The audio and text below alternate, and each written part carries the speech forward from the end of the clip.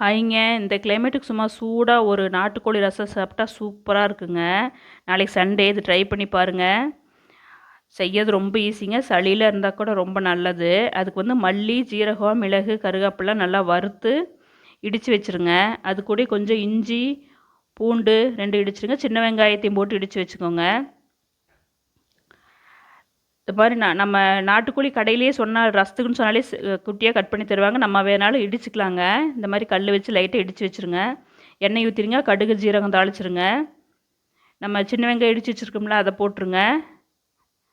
வரமிளகா, கருவேப்பில் நீங்க வேணா பச்சை மிளகா கூட போட்டுக்கலாங்க. தக்காளி ஒரு 4 தக்காளி, கல் உப்பு போட்டுருங்க. கொஞ்சம் மஞ்சப்பொடி போட்டுருங்க. நல்லா கிரேவி மாரி வரட்டும்.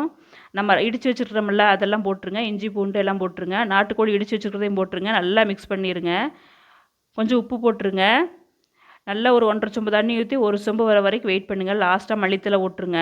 சாப்பாடு போட்டு நிறைய அந்த கோழி ரசம் ஊற்றி சாப்பிட்டா சும்மா சூப்பராக இருக்குங்க. ட்ரை பண்ணி பாருங்கள். தேங்க்